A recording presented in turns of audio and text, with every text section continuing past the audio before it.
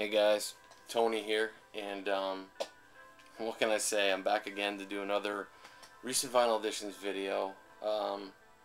Seemed like just the other day I was, it probably was just the other day I posted the my last finds with something close to 30 LPs, something like 27 or something. So somehow I'm back again, and I have about 15 or 16 new LPs. A couple things came in the mail, but mostly went record shopping up in Massachusetts, as I talked about in my last video. And yeah, I'm glad you guys enjoyed that. Thanks for all the cool comments. Definitely a good time. So yeah, I went to a couple stores up there. One of them was Feeding Tube Records. I only bought two things from that store. One of them was kind of pricey. I definitely would have bought more if I could have. Let me tell you, the store was just unbelievable. So yeah, I'll just get started here. I'm going to try and run through these as quick as I can. A handful of them I haven't even gotten to listen to yet, so I'll just show those real quick. So anyway, this one I just couldn't pass up. It was $3, in beautiful shape, and the cover just really caught my eye. So this is the best of, it's a compilation, the best of Buffy Sainte-Marie. And Buffy Sainte-Marie is a Canadian folk artist, really. She gets compared a lot to Joan Baez. Came out of the 60s, and from Canada, from Native American descent, and yeah, just a beautiful cover. And this is on Vanguard, 2 LP set, and I just love Vanguard. For some reason, their LPs always just seem to sound so good. I don't know if they're known for just really nicely pressed records, but the sound quality is just always so good. I don't know why. I have a few on Vanguard, and they all sound spectacular. So there's the Vanguard label and their, sleeve. And very, very cool stuff. Mostly folk, some with a little bit of a country tinge maybe, some with a kind of a psych tinge, and very cool. So happy to get that in beautiful shape. This one here is a replacement copy for an album I already have. This one is an original, and it's in really nice shape. The vinyl is beautiful. A little bit of edge wear on the vinyl, on the cover, but Crosby, Stills and Nash, their debut LP, and I love this album. Always have. It's just such a great album. Every song on it is a winner. So this is from 1969, and just before Neil Young joined the band, they recorded this album. It's on Atlantic Records. So, as we know, if you don't know the story, Crosby, Stills and Nash, Stephen Stills was in the Buffalo Springfield with Neil Young. David Crosby was just kicked out of the Byrds, and Graham Nash had just left the Hollies. And none of them were really interested in being a band. But they were all hanging out at Mama Cass Elliott's house, and she just kind of figured, just in her head, she kind of put it together that these three guys singing together would be an amazing thing, and it really is. I mean, when these guys are on, they're really on, and they just create some of the most beautiful harmonies. Three massive talents, with three huge egos. I mean, these guys were...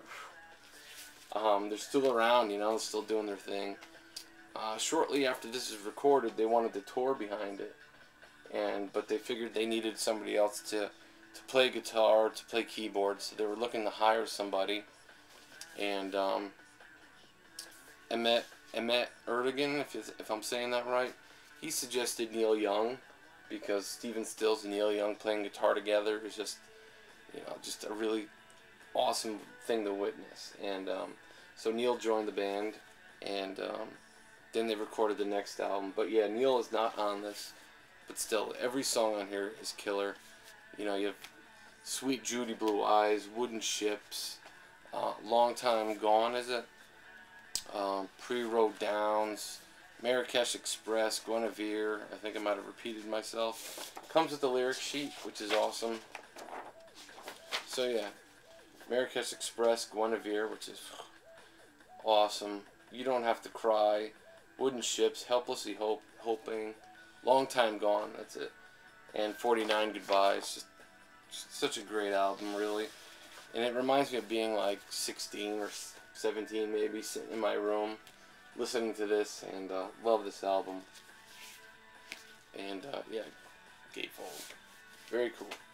So this one is an album I never had on LP, have the CD, and could never find a copy on vinyl that I was happy with, and condition wise and price wise. But this was $6.50. Grateful Dead, Terrapin Station, and you know, it's not their greatest album. They're not, but it's still a really cool record.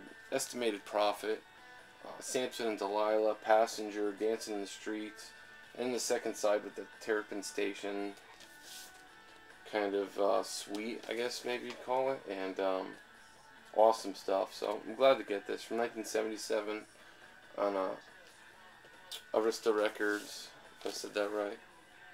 Arista, right? Yeah. Anyway, here's an album that's been shown quite a bit recently. I know it's a favorite of Big Star 1000 and a number of other people in the vinyl community, and one I've never had. The Talking Heads, Remain in Light. So this is produced by Brian Eno, and it is just a killer album. I mean, Brian Eno is all over this, you could just tell. Once in a Lifetime, I think that's the song everybody would know, but the whole thing is just fantastic. The Talking Heads at their best here, so really glad. An original copy, mint condition, really. Still in the shrink wrap. So happy to get that. And this one too, very mint for, you know, just a few bucks. The Rolling Stones Steel Wheels. So this is, you know, later Stones, and I've been trying to get a hold of this for a little while now. There was a copy in the record store nearby here, and when I passed on it, when I went back it was gone. And so yeah, happy to get this. This was cheaper than the one I would have purchased. So I remember when this came out, like 1989. I was like 9 years old, and I remember you could not get away from hearing Mixed Emotions and Rockin' a Hard Place. So it's like really cool the Stones had a hit that late, had two hits like that late in their career. It's almost like having, like the Beatles having a hit in 1989, you know. I mean, the Stones are definitely up there in my opinion. So very cool, really nice shape. This one I'm really happy to find. Cactus, their first LP, and excellent hard rock, blues rock, awesome stuff, really. This is again on Atlantic Records, and just fantastic stuff. You know, heavy blues rock, heavy psych kind of stuff. There's the back, beautiful shape and original. A little bit of edge wear again, but nothing to complain about. Very cool stuff. And this one I have not listened to. A few of these I haven't gotten around to listen to yet. But I saw this, and I figured I'd grab it. So this is Bright Eyes. Casadega, I believe it is. Yeah. Casadega. And haven't listened to it at all. So 2 LP set. Goes the lyric sheet. I believe this was their last album before The People's Key. From, I think, 2007. I think 2007. But looking forward to this. Really like Bright Eyes. So there you go. I was trying to figure out if this was one of those covers that you like stare at and then close your eyes and you see a picture. Just, you know. But I don't think it is. Alright, so here, this is another album. Blown away by this. I showed an album by this artist, this band, in my last video as well. Grails. And this is the album I originally wanted to get. Some YouTuber, and I forget your name, if you're watching, you know who you are. You sent me a video a long time ago now, and it was of Silk Road on this.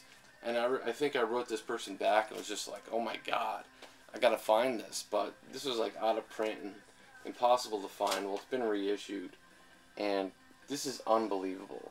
Again, if you like post-rock, if you like psychedelic rock, music with an Eastern influence, you will love Grails. It's just fantastic stuff, really.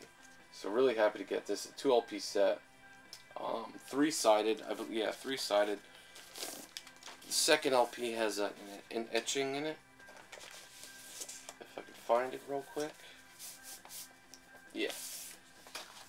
So here's the etching, if you can see that. So very cool reissue. So glad this stuff was reissued because it was just really hard to come by. And with the reissues, of course, they're, you know, 15 bucks or something. So, and really, you will not be disappointed in this, I guarantee it. Grails, burning off impurities. Just fantastic stuff. So, a lot of people have been talking about Genesis lately. And there's a few albums I still need to get, but this is one. Genesis, Trick of the Tail. And this is their first LP with Phil Collins as lead singer. And, you know, without Peter Gabriel, obviously. And they're still basically a progressive rock band. Really, really cool stuff. I listened to this once, and I really liked what I heard. An album I was not familiar with, and just excellent stuff. That opening track, Dance on a Volcano, and then Estranged. Just the whole album is excellent, so very happy to get that at a really good price. Here's one still sealed. I have not listened to it. But I've been really into this artist lately, Graham Parsons. And this is GP for Graham Parsons. Now, Graham Parsons, of course, really a country artist when you get down to it. He kind of blended rock and roll and country. And I think if we were to listen to it today, it sounds like country, but not like contemporary country, but still very, very good stuff. This one I'm not familiar with at all, so I'm looking forward to it, but I did listen to this one. Graham Parsons' Grievous Angel. And this is with Emmylou Harris. And this is beautiful stuff.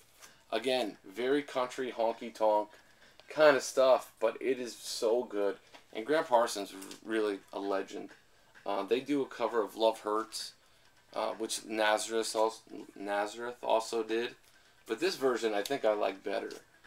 Just something about it, him with Emmylou Harris, but also Return of Grievous Angel, Hearts and Fire, Hickory Wind, just a very, very cool album. In My Hour of Darkness in Las Vegas, too. It's such a great album, and if you can find this, pick it up. Reissued copies, so Graham Parsons, just unbelievable. This one, again, I have not listened to, but I'm looking forward to it. So this is Sir Lord Baltimore, and reissue, still sealed. This is their second LP, and I have not listened to it yet. Their first LP is, I believe, Kingdom Come. I have heard that. I don't have it on vinyl yet, but I don't know if this is as good as that, so I'll have to check it out and get back to you. But yes, Sir Lord Baltimore. Heavy, heavy rock. Some people call him like a precursor to doom rock, stoner rock. Just, you know, very cool stuff. So looking forward to that. Now these two are the ones I picked up at Feeding Tube Records and blown away. This one I've wanted to get for a long time. Nick Drake, 5 Leaves Left. Unbelievable album. Just such a beautiful record. Really just unbelievable. Iconic and awesome in every way. Just beautiful, beautiful stuff. From 1969. This is a reissue. Just, the whole album is just so good. I won't go into naming the songs. The whole album is just awesome. And I'm so happy to get this. And this is the other find I got out of their krautrock section. I don't know if you would call it krautrock, more progressive rock. Heavy progressive rock. I know Big Star 1000 showed this, and I'm pretty sure Derek showed it as well, and I'm really happy to get it, because after they showed it, I tried looking for it online, could not find it, or it was like $100. So this is 2066, and the name of this, 2066 and Then, and the name of the album is Reflections of the Future. Alright, so this is a German rock band, progressive rock, awesome, just I wouldn't really call it krautrock, more just progressive rock. Awesome, awesome stuff. Reissue, and the second LP is like bonus live material. Look at that artwork. Just unbelievable stuff. And very, very cool. There's a lot of liner notes I haven't read yet. It comes with this book. But if I can find it, there it is. That gives the whole story on the band and everything. Reflections of the Future, 2066 and Then. This is printed in Germany, limited to 1,000 pressings. And so happy I got it on Second Battle. It wasn't cheap, I'll tell you that much, but I'm so glad I got this awesome stuff. And this one here is really, really interesting. I couldn't believe I saw it in the store. Talk Talk, and this is Laughing Stock. Now this is when Talk Talk, this is their last album. And by then they had gone into an experimental, not sort of instrumental. There are lyrics on these, vocals on these songs, but for the most part, it's just like really, really interesting arranged songs. People call it post-rock. Beautiful. This album is so good. I'm so happy I got it. Just unbelievable. Probably one of the best things I've heard in a while. Really. And I'm so happy I found a copy of this. If you could find a copy, check it out. Laughing Stock is awesome. Totally different from It's My Life, which is kind of a new wave post-punk. This is, I guess, yeah, you'd call it post-rock. Just beautiful record, really. And this one here, finally, the last thing, an absolute near mint copy. Now, I'm going to slaughter this, I'm sure, but I guess you would pronounce this Affenstund by Popol. An absolute near mint original copy on Liberty Records. I guess I'll pull it out real quick. Awesome LP. Just really, really out there. I mean, this is mostly Moog synthesizer and drums. So there's the Liberty label. Beautiful, beautiful shape. And just really interesting. This is definitely krautrock. And I'll show you the cover. Just want to be careful. It's in such good shape. I can't believe it. There's the back. And it is a gatefold. These imports, like, super thin. Somebody took really good care of this. I'll say that much. Popol Affenstund on Liberty Records. And this is from 1970, I want to say. I believe 70 or 71. But, yeah, so happy to find this as well. So, there you go, guys. This is my finds. I got more coming, probably in about a week or so. So, leave me some comments, and thanks for watching. Take care, guys.